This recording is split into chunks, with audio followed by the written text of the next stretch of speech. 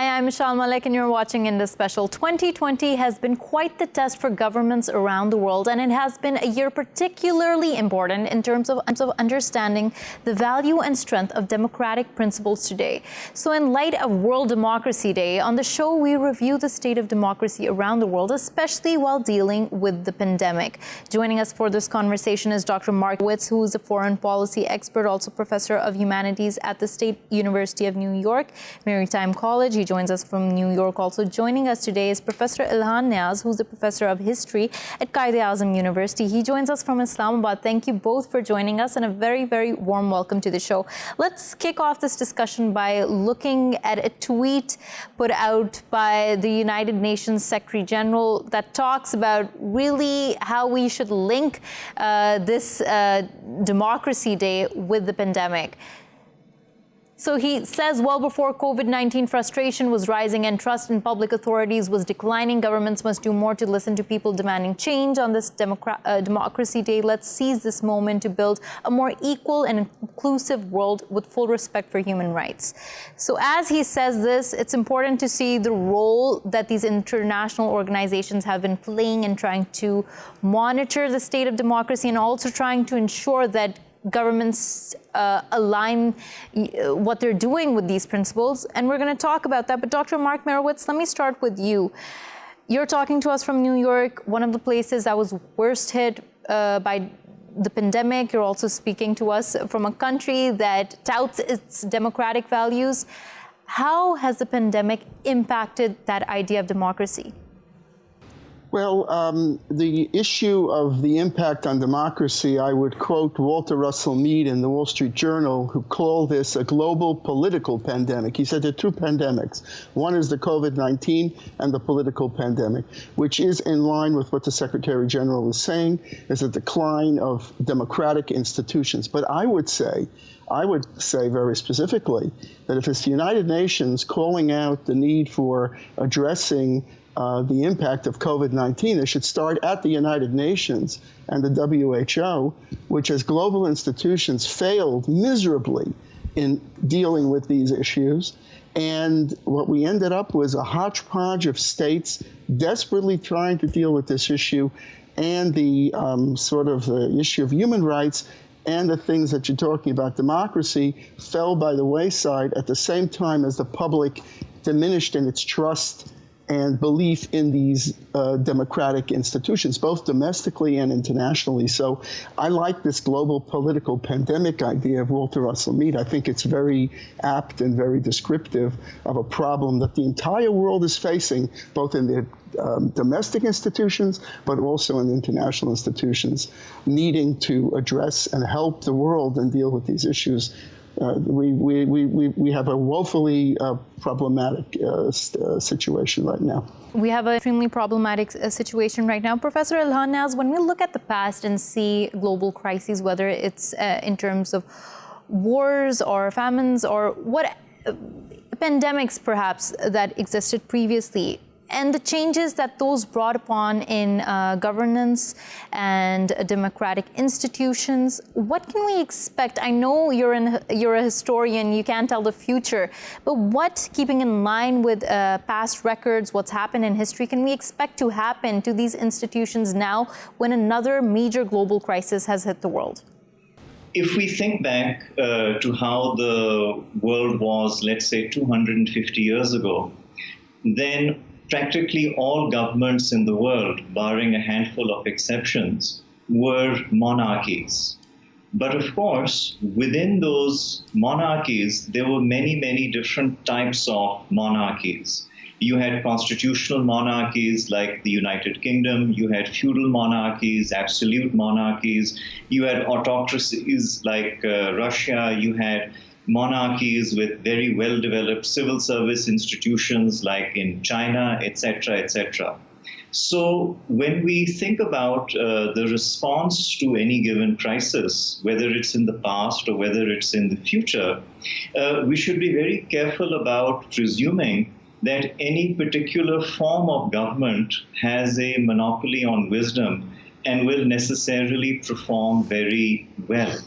And even if you have a similar form of government in different societies, the way those governments respond and the way those governments are structured may actually vary a great deal.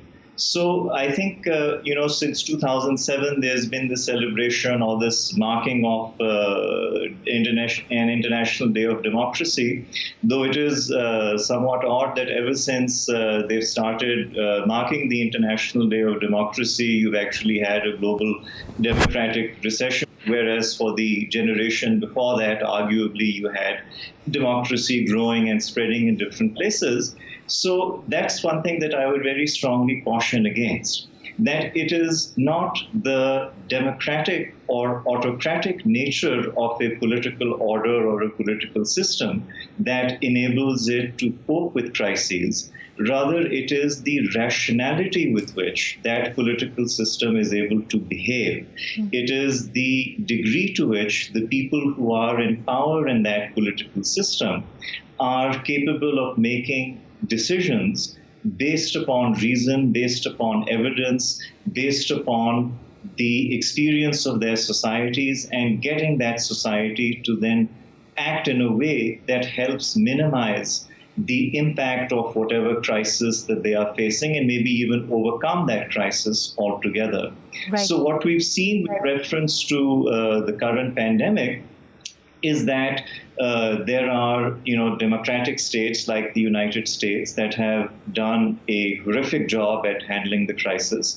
And there are democracies that have done a good job at handling the crisis. So I think we need to move beyond this very superficial sort of, binary in that a democracy is necessarily better suited or an autocracy is necessarily better suited to dealing with crises. It is the rationality with which power is exercised, not the procedure through which the people in power are chosen, which actually determines how well you respond to these crises. Professor Ilhan, Niaz, but as you say this, it really falls in line with the conversations that are going on right now about the new tech war, or the new Cold War that's ongoing between the United States and China. And as you say this, I love what you said, any form of government should not be seen to have a monopoly over wisdom. But the values that have been exported by the United States for so long seem to have failed here, and those that China has been shunned for seem to have worked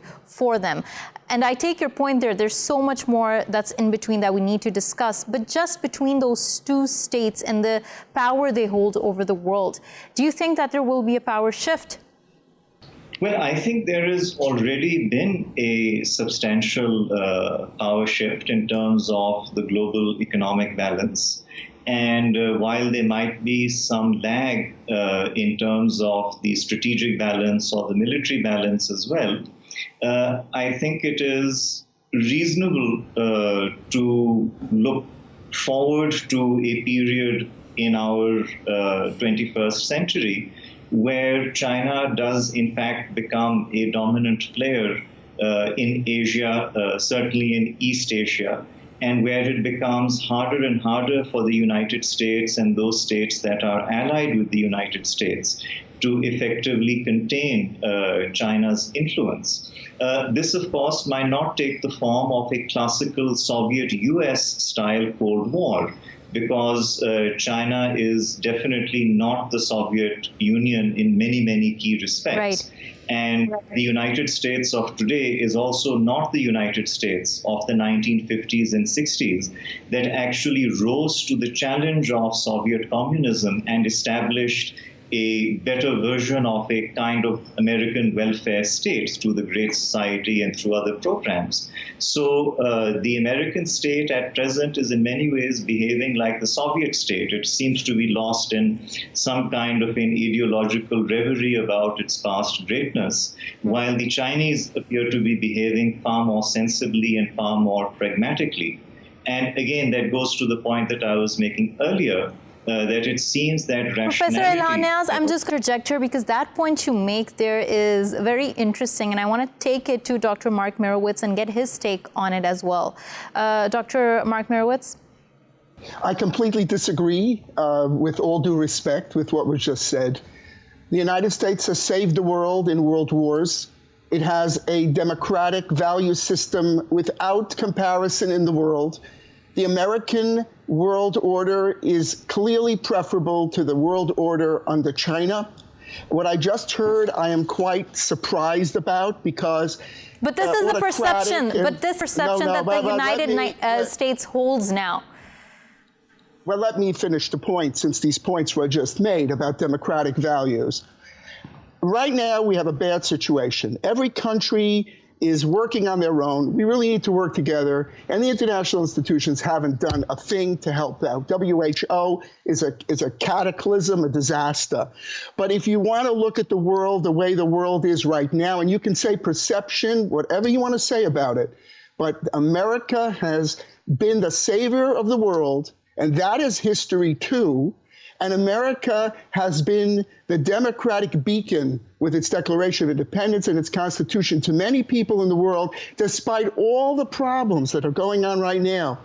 I think the trends, I would disagree. Again, I cannot predict the future either. Dr. Mark Merowitz, but it is a fact that even during the Cold War, while such democratic values were propped up, they were touted, the United States was supporting regimes that did not hold those same values in other places.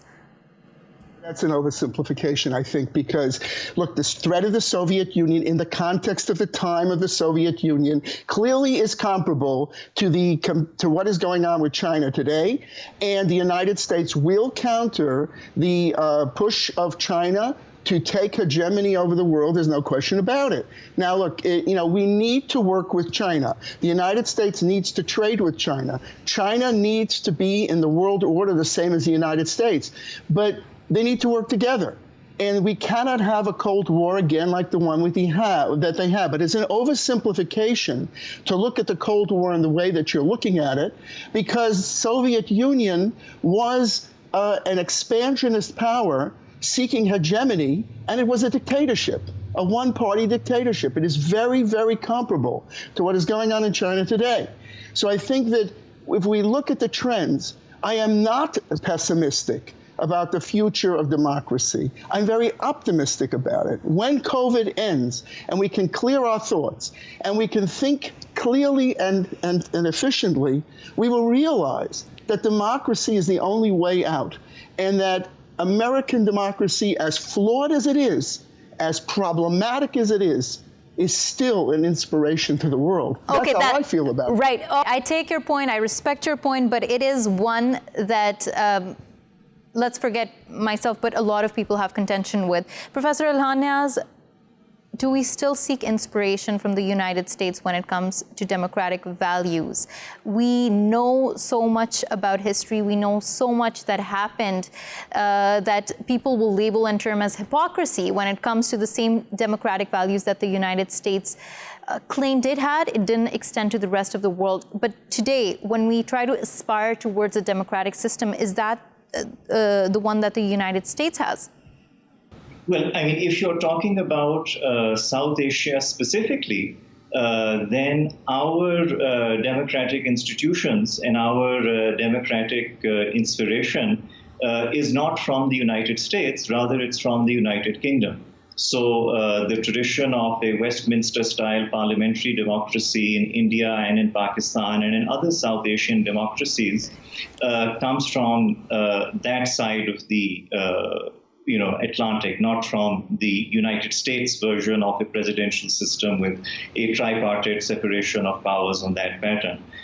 So that's one historical clarification in that sense. So the United States is certainly by no means the only beacon of democracy. There are many other countries that also have developed over the last 70, 80, 90, 100 years very successful, stable democratic institutions, and they can also provide a considerable amount of inspiration.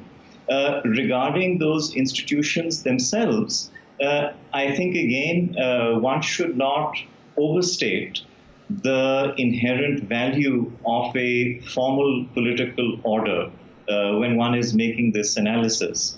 Because, let's take the example of the United States, since we like to think of it, or some people like to think of it as a great exemplar of this process. The United States, for the first 80 years or so of its existence, was a slave-based socioeconomic order.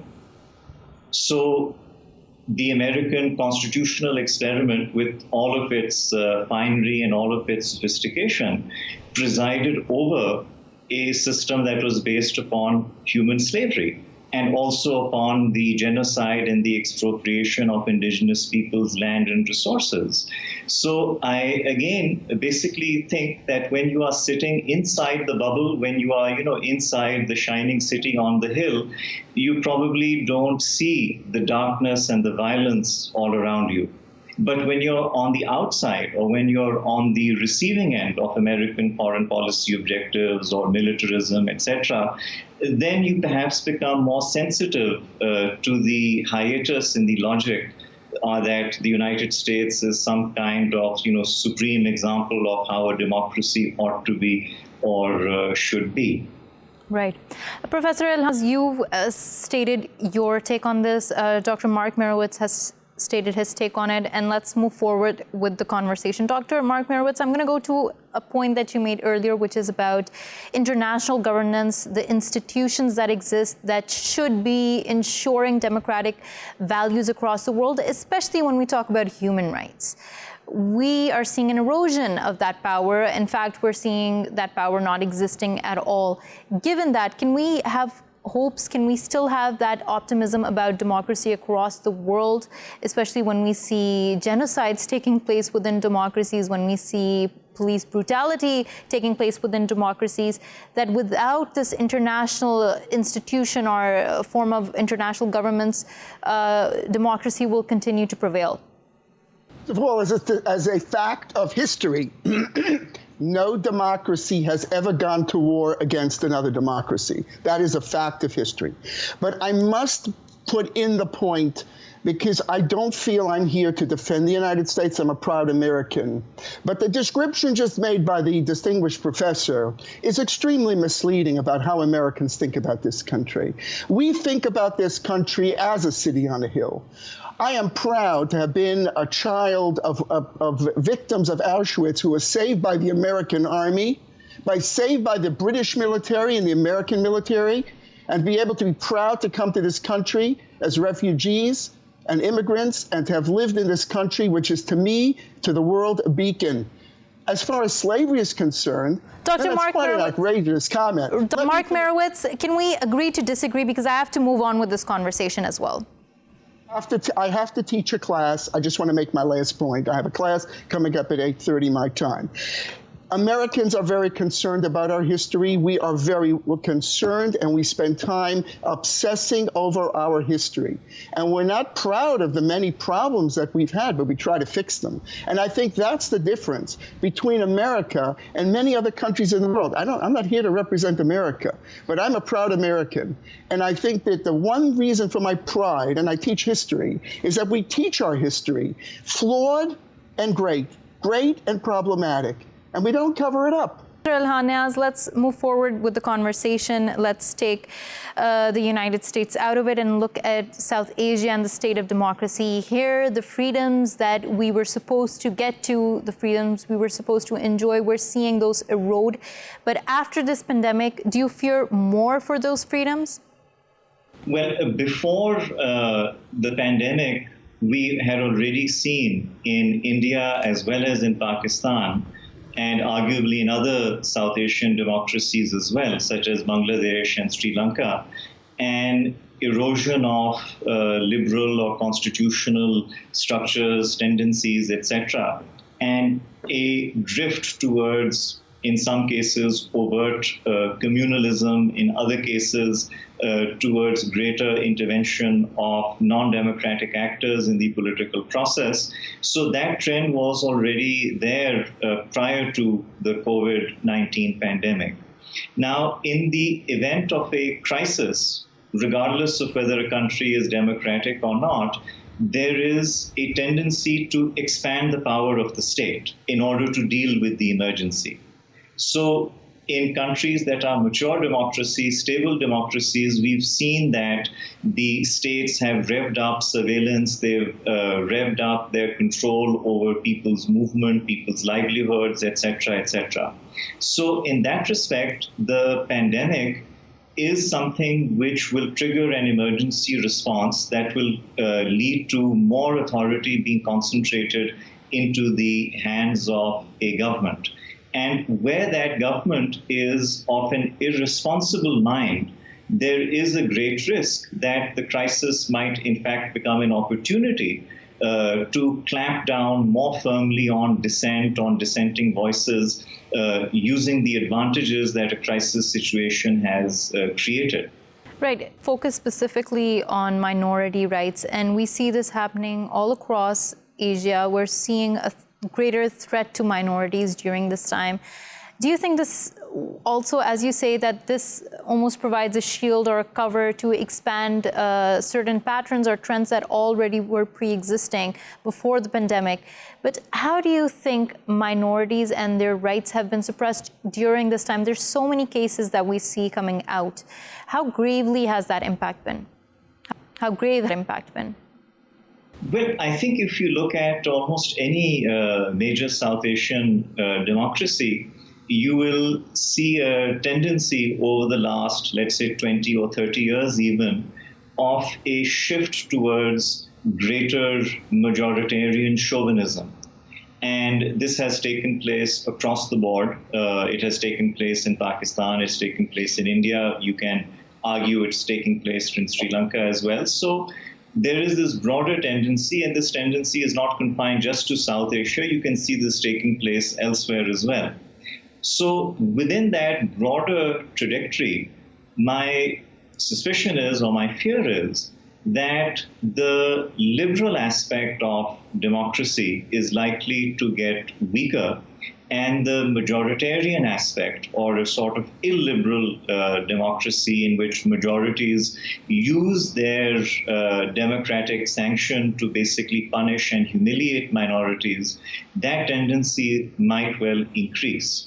And this can increase, of course, in several ways. One way is that the state overtly intervenes in order to reduce the rights of a minority or to persecute a minority. We see that happening, for instance, in India with reference to Kashmir, with reference to various other groups. Or what can happen is that the popular sentiment of certain groups in that society spills over onto the streets and creates an atmosphere of oppression and persecution of minorities, whether they are minority religious sects or whether they are minority communities or minority ethnicities. So that is basically, sort of top-down and bottom-up versions of this phenomenon. Right. On that point, we're going to have to end this segment. Thank you, Professor Ilhan Niaz, for joining us from Islamabad, for taking out the time. Dr. Mark Merowitz for joining us from New York, talking to us about your perspective. We're going to go for a short break. But when we come back, we're going to have another story for you. Stay tuned.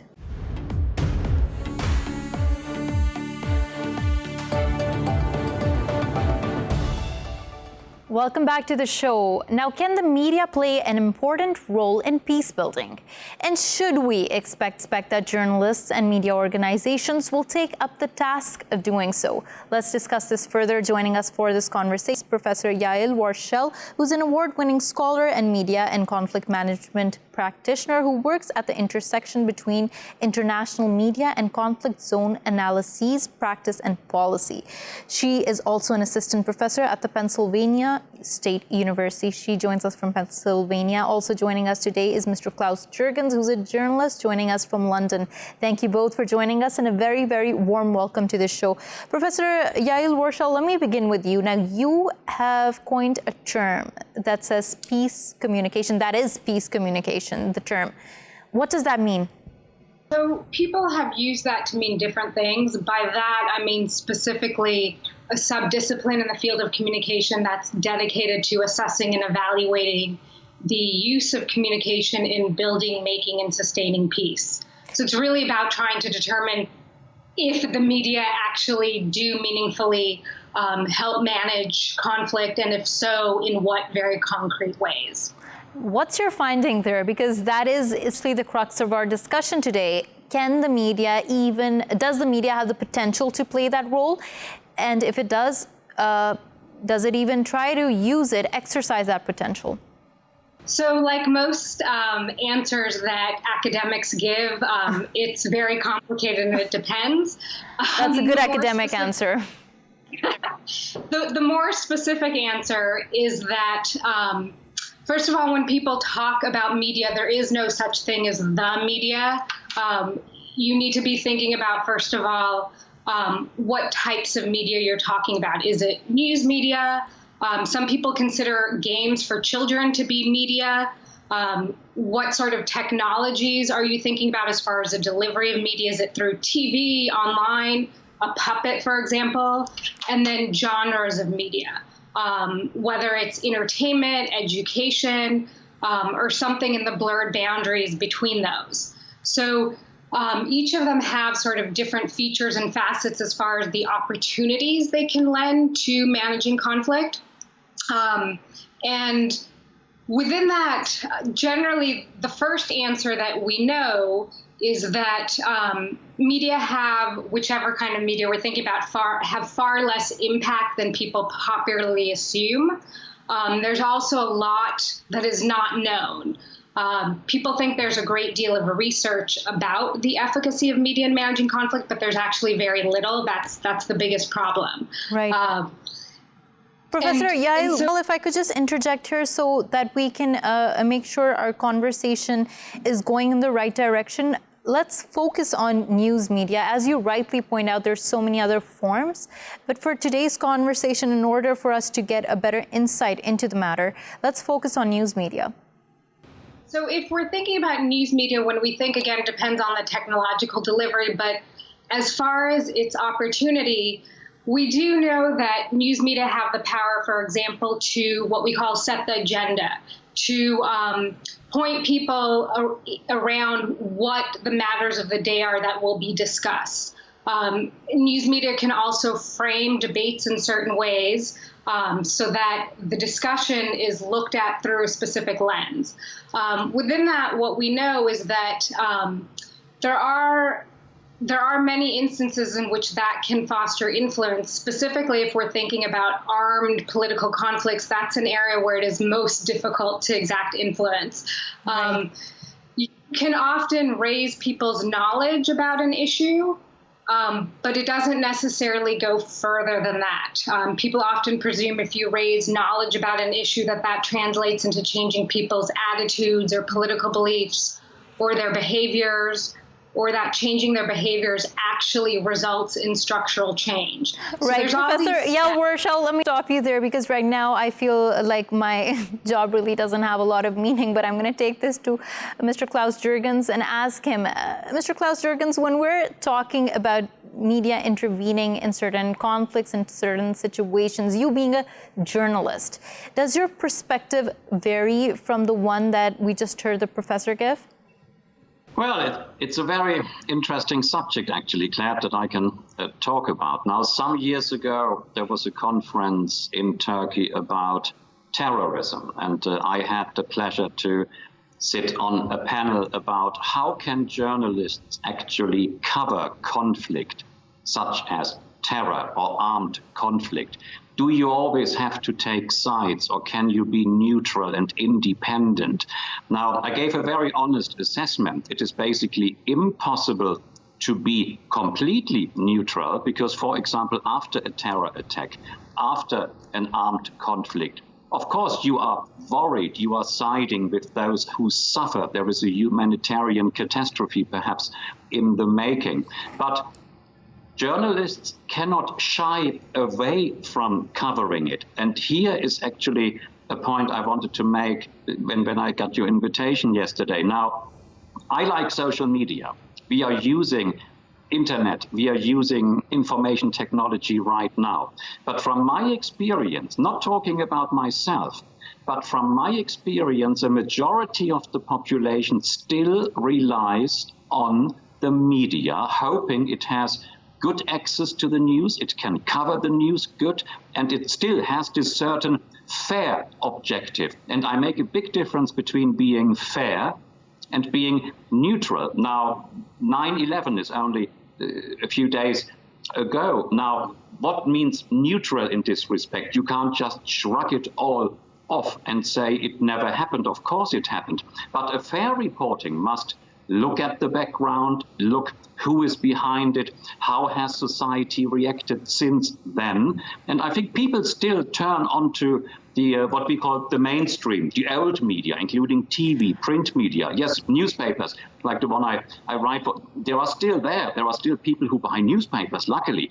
But it is a very difficult job. Now, conflict and armed conflict and trying to portray it to an audience at home, sitting in the comfort of their own four walls, maybe thousands of miles away.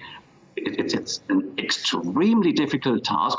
We are always stretched to our limits, and not only those of our colleagues who are embedded with troops, forces, social institutions, NGOs, refugee NGOs, you name it. We who are perhaps commenting about it from, again, thousands of miles away, right. We have to do our research. It's very difficult, but I think media has a huge role to play in commenting about conflict and hopefully how conflict turns into peace.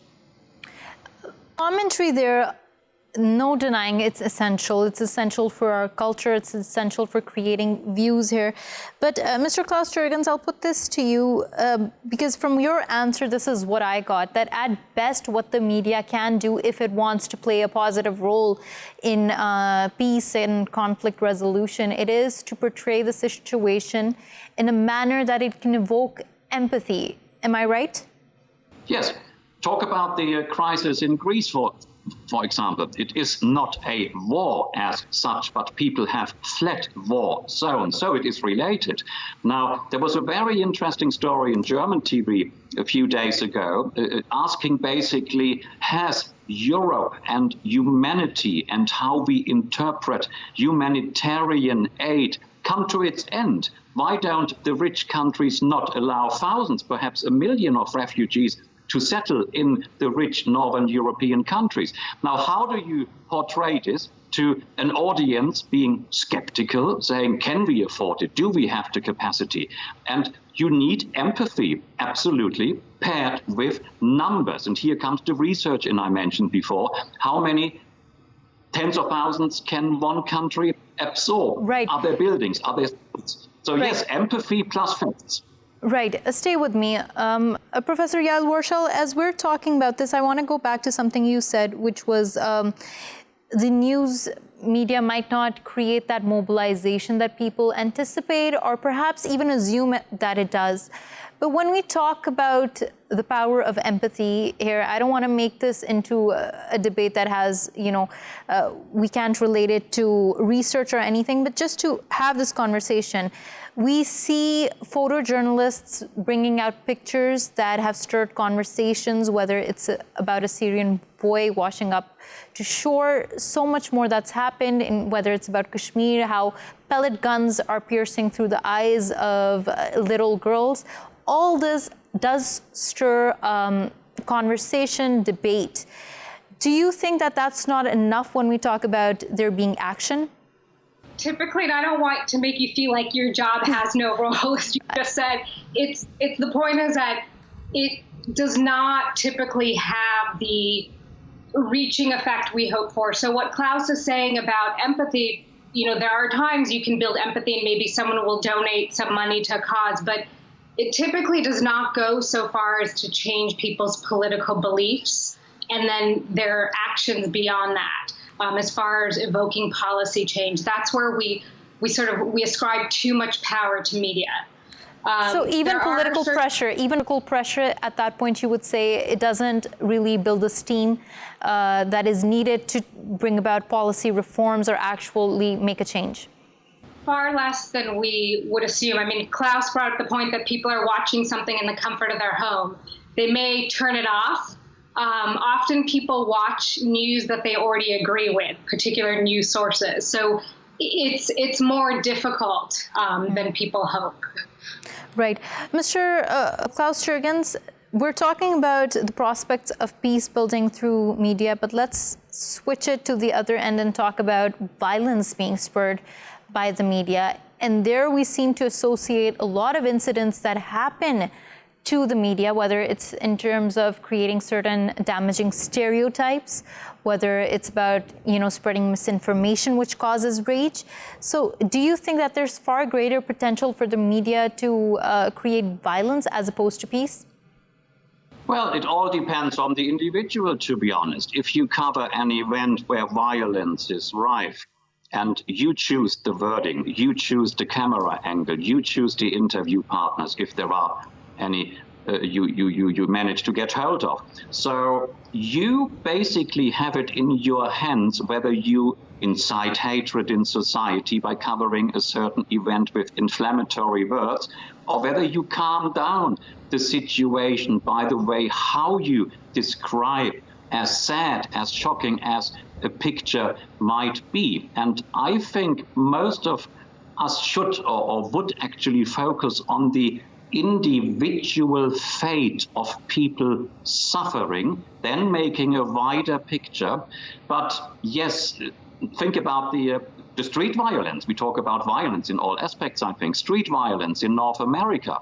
Now, the more you cover it, there might be copycats who actually think, let's go on a rampage. This is cool. Let's loot shops. We always wanted to have a kind of ventilator to vent our anger at something. Now, you have to be careful, not that you report about one violent act and then there are copycats who saw it on your TV show or read it in your newspaper. You have a huge responsibility. It is extremely difficult, and I'm often failing at it. I think many colleagues are failing at it. We try to do our best, but we have to report about the violence. Now, street violence... Mr. Klaus Jurgens, stay with me. I want to come to you, and I want to put my last question to you, which will be probably a big question, but just, your insight into it.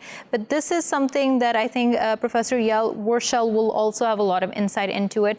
If there isn't enough potential to actually to get to the peace we hope for that media will be able to take us to, does it spur violence? This question and your earlier question to Klaus are great. So people often assume that there's a difference if media are working in a way that's seeming to spur violence rather than mediate it. There's actually no difference in the mechanism. So when I say that media have less power than people assume, it's the same as far as fomenting violence. So maybe that's good news. And one thing I'll throw in the conversation then is the term peace journalism. That the best theories we have is that it can more likely help to foster peace if journalists use peace journalism, meaning they foster dialogue rather than division when they're covering conflict. They highlight peace activists rather than just militants, for example. So there are sets of ways that we believe can be more helpful. It's just, again, there isn't sufficient research to validate that, but that is the best thing we know, that is using the models of peace journalism are most likely to be the best way that media can potentially help manage conflict. Right. I hear there when you say that there's so much more that we need to dissect. There's so much more research that's needed for us to actually come to a conclusion or actually try to understand what's happening.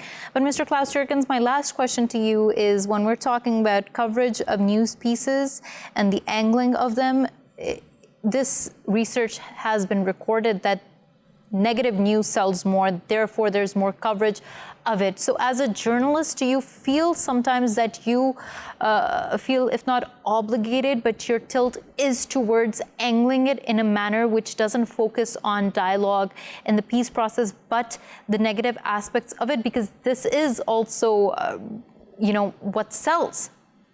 Well, first of all, thanks to Yael, to Professor Yael for her comments. Pleasure being on a show with such an expert in my modest capacity. Now, what I think, yes, media must sell. let's face it, media must make money, in particular when threatened, not threatened in a negative way, by social media growing day after day. So newspapers must sell, TV stations must make programs, and you want to be actually read or heard, of course. Now, what kind of headline makes the day? Well, this would come to a point I wanted to mention, but of course, time is very short. Journalist training and communications studies. How do you prepare young graduates for the real world outside, which is not only sitting at home and typing, but actually trying to understand the outside world, or perhaps going there? Now, one day you realize, very shortly after you've been hired, the editor would tell you, look, we need to make money. It is a fact of life. Now, which headline makes the most readers? Is it about peace has been achieved in a faraway place and the analysis? Or is it a headline which grabs the attention where even if peace has been made, you would try to find a formula, no longer than 10 words in the print media, ideally 5, 6, 7, where you actually have keywords. Keywords teaching is one of the key suspects of communication studies, but often completely overlooked, no matter which language. I'm very honest with you. Yes, sometimes the news you feature need a headline which is not untrue, but which over-exaggerates certain aspects. Yes, I fully agree with you, Meshal. Is this right? I am not the one to decide. Is it a fact of life in journalism? Yes. Yes. I appreciate your honesty, and of course it's a fact that is pretty, I think, out there when we're having this conversation. And even though our conversation didn't seem to find a solution or a definite conclusion, it was one that was important to have and worth having. Thank you to both Professor Yael Warshel for joining me and Mr. Klaus Jurgens for joining me. Thank you for watching Indus Special. We will see you again tomorrow with more stories. Till then, goodbye and take care.